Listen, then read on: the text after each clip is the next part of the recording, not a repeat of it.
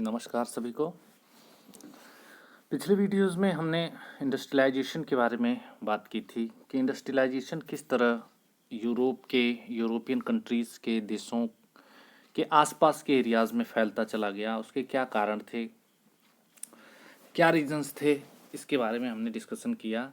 आज हम डिस्कशन करेंगे कि जब इंडस्ट्रियलाइजेशन प्रारंभ हुआ तो वह कैसे प्रारंभ हुआ।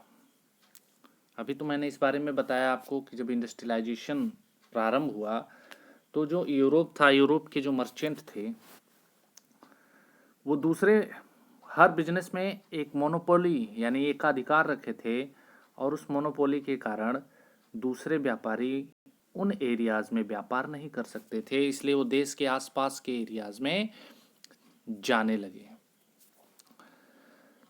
तो आगे चलते हैं। In the countryside poor peasant and artisan begin working for the merchant. कह रहा है कि देश के आसपास के जो एरियाज थे वहाँ पर जो गरीब किसान थे और आर्टिशियन थे, उन्होंने मर्चेंट यानी व्यापारियों के लिए कार्य करना शुरू कर दिया। As you have seen in the textbook in last year, this was the time when open fields were disappearing and common were being enclosed. यह वह समय था, क्लास 9th की बुक में आपने पढ़ा होगा कि यह वह समय था जब कॉमन जो फील्ड थी वो धीरे धीरे नष्ट होने लगी और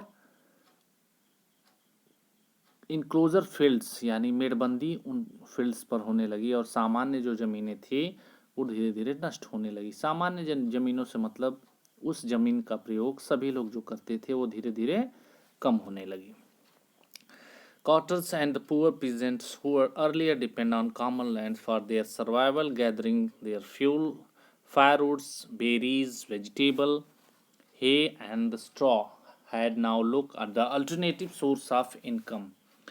पहले जो गरीब पीजेंट्स थे, जो पहले उन कॉमन लैंड्स पे डिपेंड करते थे या निर्भर रहते थे अपने जीवन के लिए, जैसे लकड़ियाँ इकट्ठा करना, बेरीज इकट्ठा करना, वेजिटेबल बनाना, हेज यानी स्ट्रॉ और हेज को इकट्ठा करना, वो अब इनकम के दूसरे स्रोतों को ढूंढ रहे थे।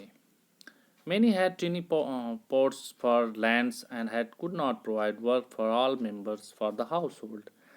कई लोगों के पास ज़मीन के छोटे छोटे टुकड़े थे जिन टुकड़ों से वो अपने घरों में वर्क या घरों के लोगों को प्रॉपर वर्क नहीं दे पा रहे थे, इस कारण भी वो अलग किसी वर्क की तलाश में थे। When merchants come around the offered advance to provide goods for them, जब मर्चेंट उन एरियाज़ में आए और उन्होंने एडवांस दिया गुड्स के उत्पादन के लिए किसानों को, तो दे अर्ली एग्रीज, वो उत्सुकतापूर्वक स्वीकार कर लिए। By working for the peasant they could remain in countryside and continue the cultivation for their small plot.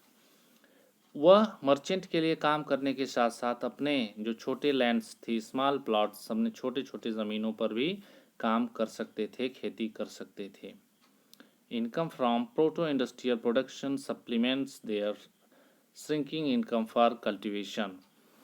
कह रहा है कि जो प्रोटो इंडस्ट्रियल प्रोडक्शन था वो उनके लिए सप्लीमेंट था, जो कल्टीवेशन से उनके इनकम होते थे, जो बहुत ही कम इनकम कल्टीवेशन से होते थे, वो उनके लिए क्या था, सप्लीमेंट था। It was allow them to fuller use for their family labour resource. इसके साथ ही जो फैमिली लेबर रिसोर्स था वह उसका फुल यूटिलाइजेशन भी करने लगे।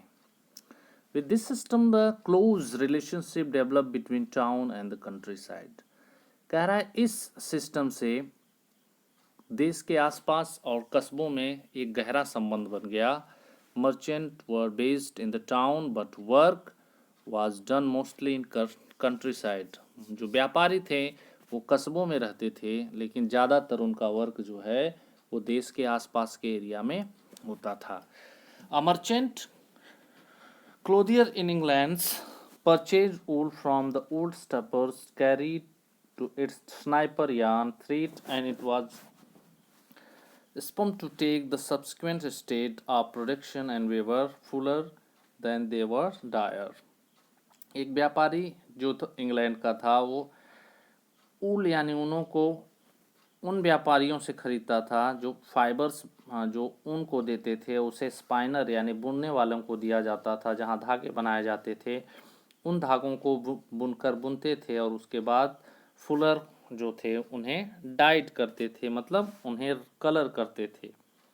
The finishing was done in London before the export of merchant and sold the cloth in the international market. Finished good को लंदन में तैयार किया जाता था और वहाँ से उसे व्यापारियों द्वारा इंटरनेशनल मार्केट में एक्सपोर्ट कर दिया जाता था। London in facts come to be known as finishing centre. London को फिनिशिंग सेंटर के रूप में जाना जाने लगा। This proto industrial system was the parts of network of the commercial exchange. कह रहा है यह प्रोटो इंडस्ट्रियल जो था वह एक कॉमर्शियल एक्सचेंज का नेटवर्क यानी हिस्सा बन चुका था।